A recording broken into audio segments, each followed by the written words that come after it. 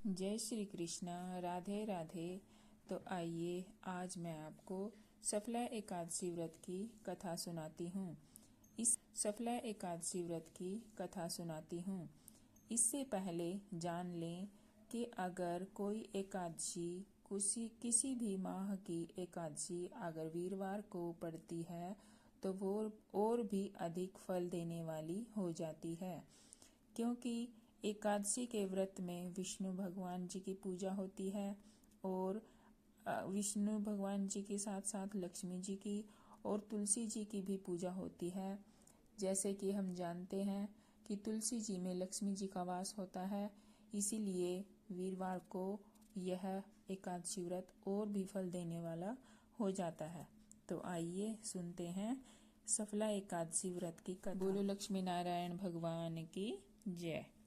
तो युधिष्ठिर ने पूछा, हे माधव, पौष मास की कृष्ण पक्ष की एकादशी का क्या नाम है और उस दिन किस देवता का पूजन करना चाहिए तथा उसकी क्या विधि है और उसके करने से क्या पुण्य फल मिलता है, यह सब आप विस्तार पूर्वक हमको सुनाओ।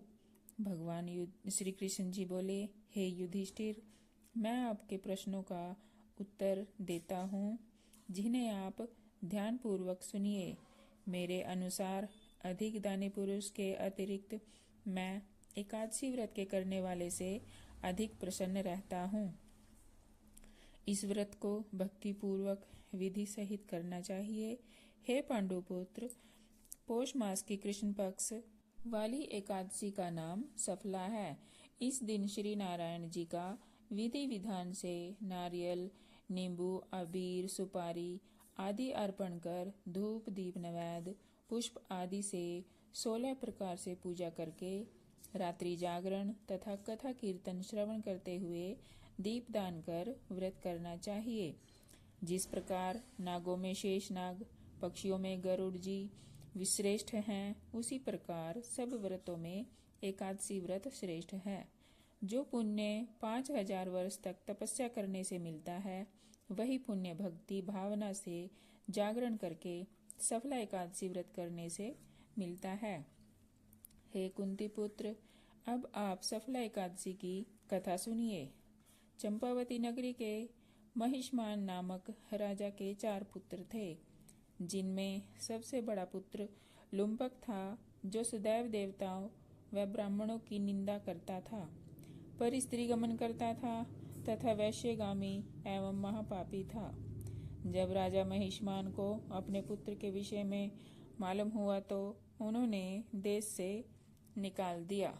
लुम्पक ने अपने पिता के द्वारा देश निकाला देने पर विचार किया कि अब क्या करना चाहिए, किस तरह अपना पालन करना चाहिए। इस चिंता में फंसकर अपने पिता के ही नगर में चोरी का निश्चय कर वन में रहने लगा। वह रात्रि में चुपचाप नगर में आकर चोरी करता तथा प्रजाजनों को मार डालता और अत्याचार करके पिता के नगर का नाश करता। राजा के भय से पहरेदार लुम्पक को पकड़ने पर भी छोड़ देते थे। जिस वन में लुम्पक रहता था, उसी वन में एक बहुत पुराना पीपल का वृक्ष था। वह वन भगवान नारायण का अत्यंत प्रिय था, अर्थात नगर निवासी तथा अन्य सभी लोग उस वन को देवताओं का क्रीड़ा स्थल मानते थे। जब पौष मास का महीना आया तो एक दिन लुम्पक वस्त्रहीन होने के कारण कृष्ण पक्ष की एकादशी के दिन ठंड के कारण मूर्छित होकर गिर पड़ा। ठंड के कारण उसी रात लुम्पक सोया भी नहीं था।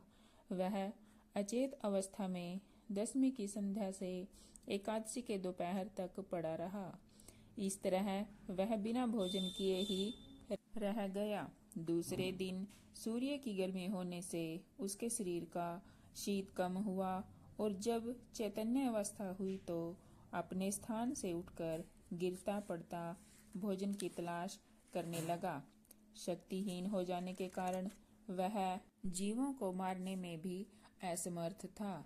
इसीलिए वन के पेड़ों से जो फल टूटकर पृथ्वी पर गिरे हुए थे, उन्हें ही खाने के लिए उठा कर ले गया और उसी पीपल के वृक्ष के नीचे रख कर दुखी हो बोला, हे भगवान, इन फलों को आप ही खाकर तृप्त होवें।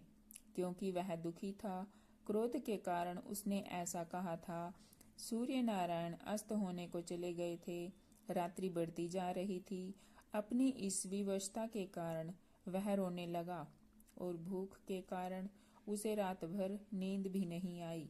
इस प्रकार पापी लुम्पक को इस भूल में हुए उपवास तथा रात्रि को जागरण करना व क्रोधवश भगवान को अर्पण करना फल अनजाने ही एकादशी का व्रत हो गया, जिसके कारण भगवान नारायण अति प्रसन्न हुए और उस पापी के सारे पाप नष्ट हो गए। प्रातःकाल होते ही अनेक सुंदर वस्तुओं से सजा हुआ एक घोड़ा लुम्पक के पास आया और उसी समय आकाशवाणी हुई कि हे राजपुत्र, नारायण की कृपा से तेरे सारे पाप नष्ट हो गए हैं, अतः अब तू अपने पिता के पास जाकर राज्य सुख भोगो। आकाशवाणी सुनकर लुम्पक अत्यंत प्रसन्न हुआ। अच्छे अच्छे वस्त्र धारण करके अपने पिता के पास पहुंचा और सारा वृतांत सुनाया। कहा, राजा महिष्मान ने अपना राजपाट पुत्र को सौंप दिया और स्वयं वन को भजन करने के लिए चला गया। तब लुम्पक राज्य करने लगा। वह और उसके स्त्री, उसके बच्चे सब नारायण भगवान के भक्त हो गए। वृद्ध होने पर भी अपने पुत्र को राज्य सौंपकर लुम्पक वन में ईश्वर की उपासना एवं भक्ति करने को चला गया और अंत में विष्णु लोक को प्राप्त हुआ। जो मनुष्य नियम पूर्वक श्रद्धा और भक्ति के साथ पौष मास की कृष्ण पक्ष वाली सफलता एकादशी का व्रत करते हैं, उनको अंत में मुक्ति प्राप्त होती है और इसके करने से अश्वमेघ यज्ञ के समान फल प्राप्त होता है। इस दिन तिल और गुड़ का सागार लिया जाता है। बोलो श्री कृष्ण भगवान की जय। तो ये थी सफला एकादशी व्रत की कथा और महात्म्य। इस व्रत को धारण करने वाले को चाहिए कि प्रातः स्नान करके भगवान की आरती करे, भोग लगाए और अगले दिन द्वादशी के दिन ब्राह्मणों को, गरीबों को भोजन अथवा दान देना चाहिए। और एकादशी व्रत वाले दिन रात्रि में जागरण करते हुए कीर्तन पाठ करना चाहिए। यह बहुत ही फलदायी होता है। इस व्रत को करने से समस्त कार्यों में सफलता मिलती है, इसीलिए इसका एकादशी का नाम सफला एकादशी है। वीडियो अगर अच्छी लगी हो तो लाइक और शेयर जरूर कीजिएगा।